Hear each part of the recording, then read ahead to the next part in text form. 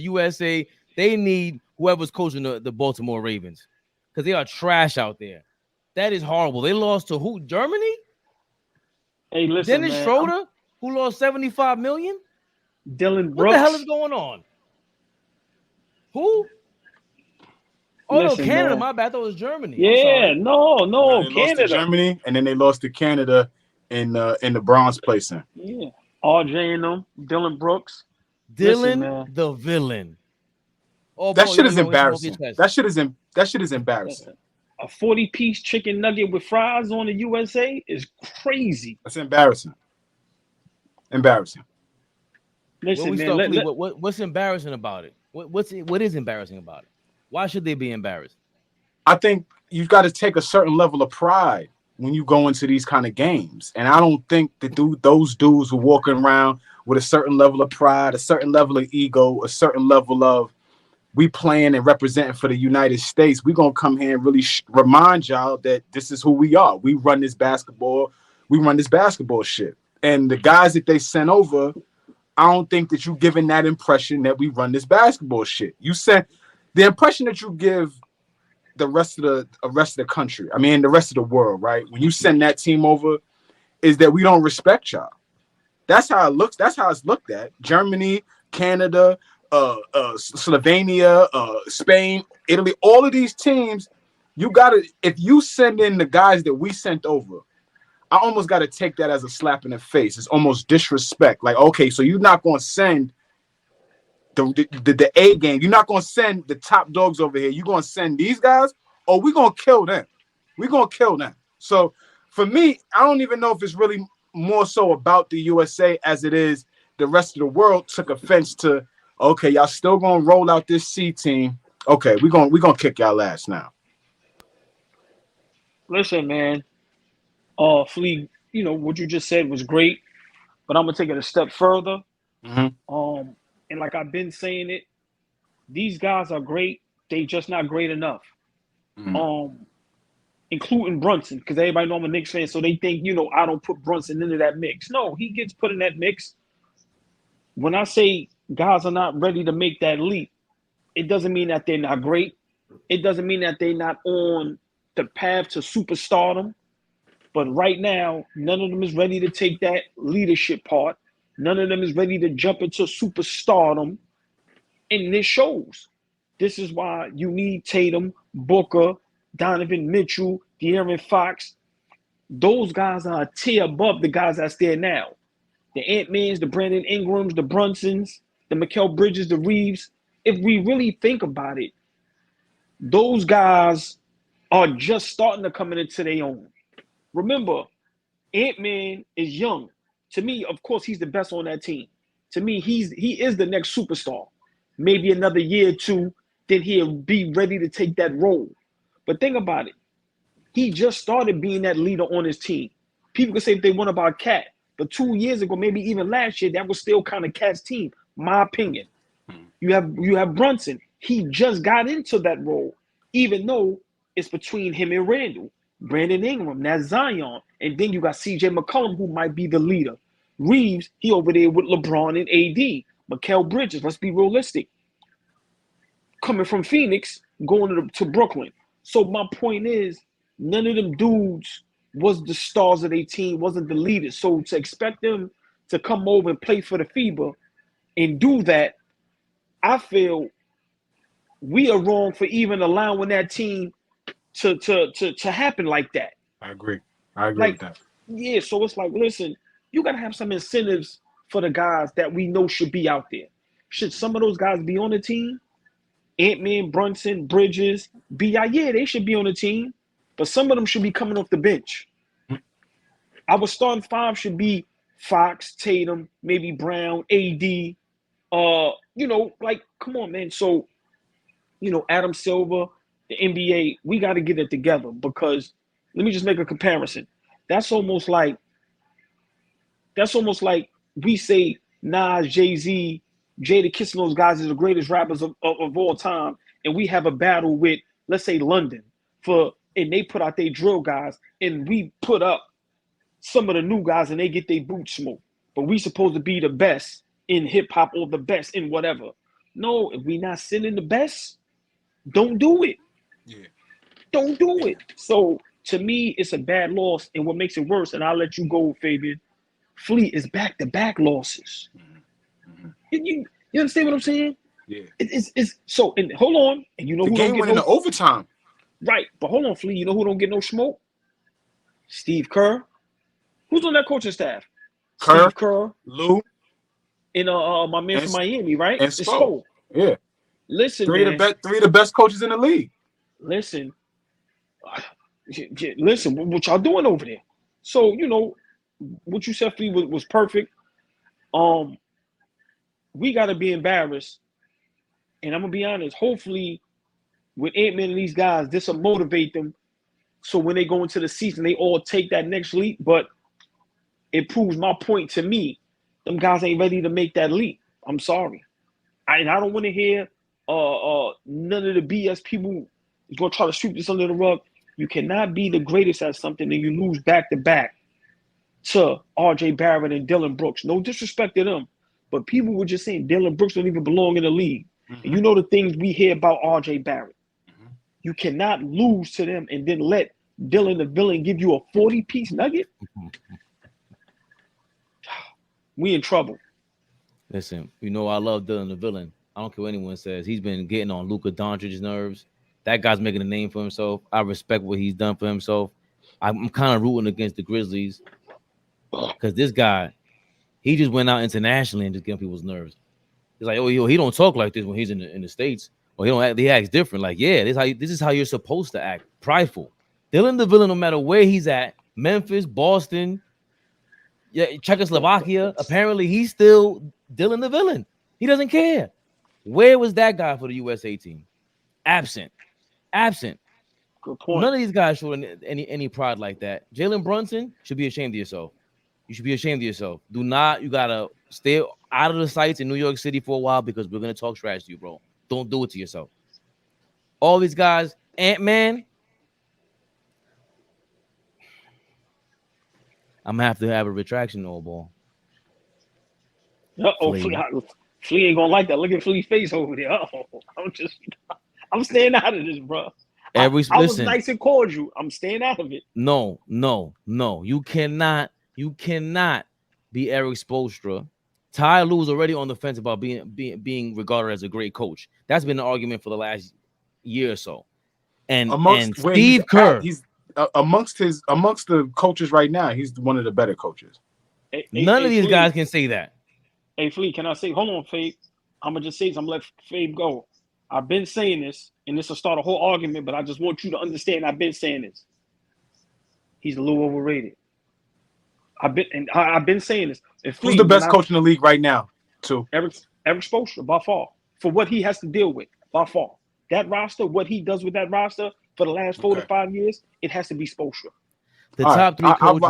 I can roll with that. I'm okay with that.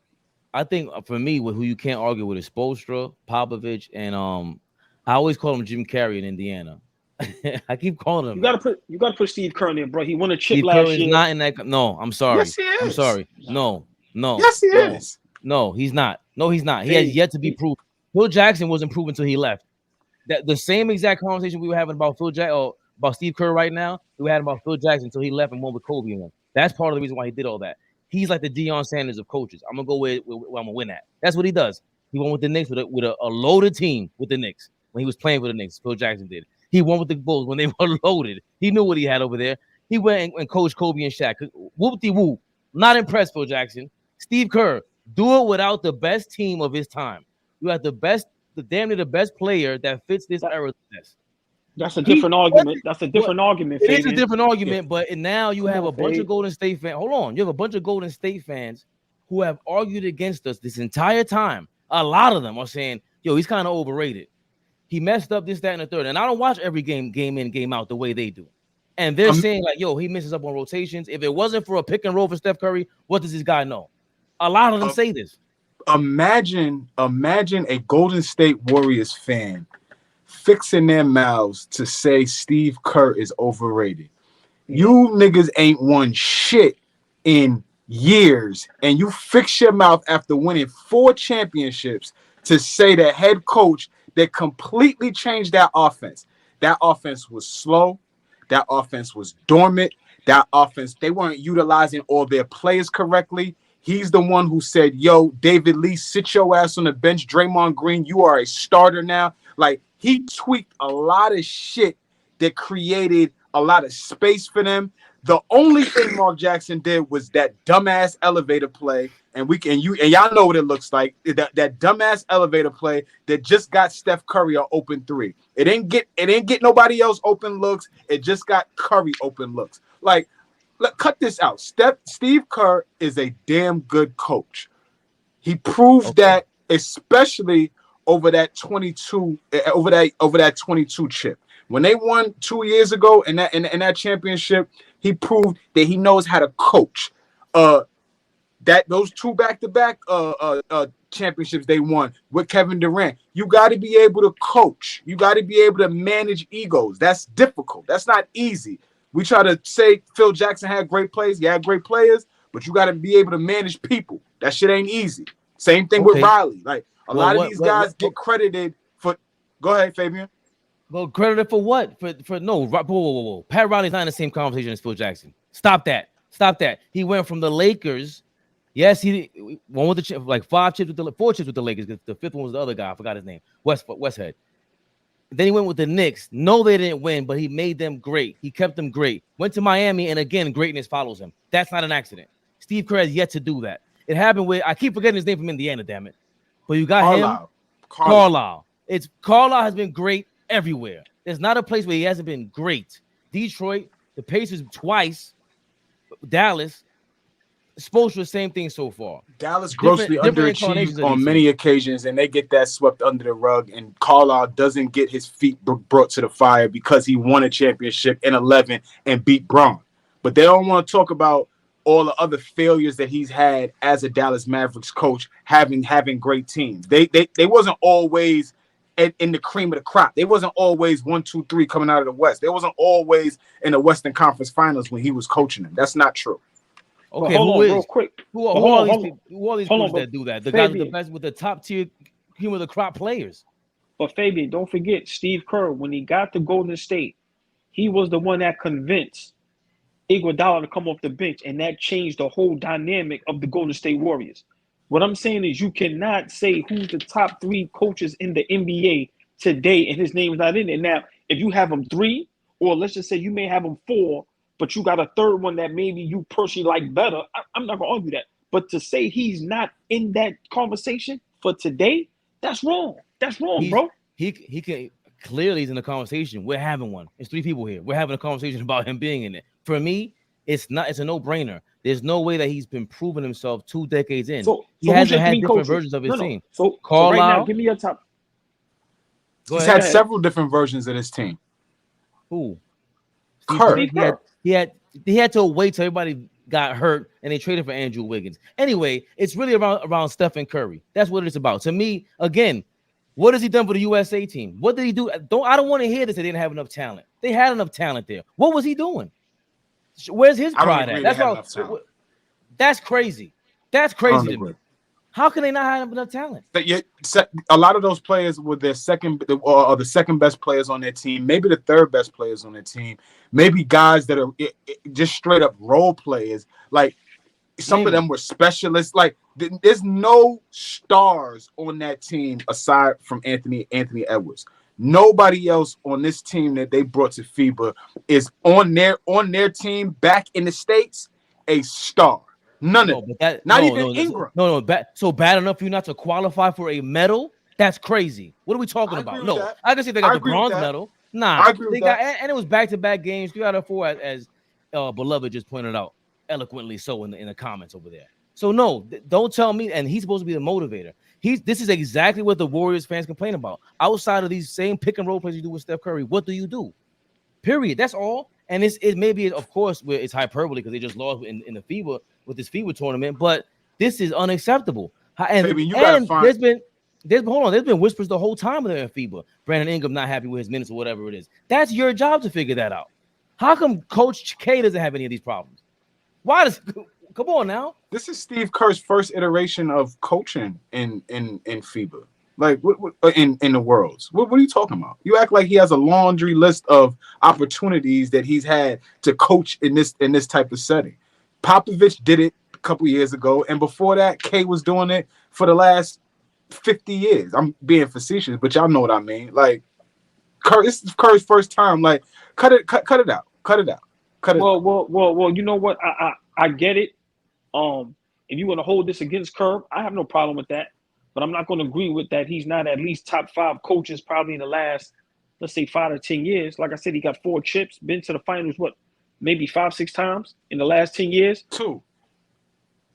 Okay. Find me the Golden State Warrior fans that have the audacity to be upset with Steve Kerr and how he coaches.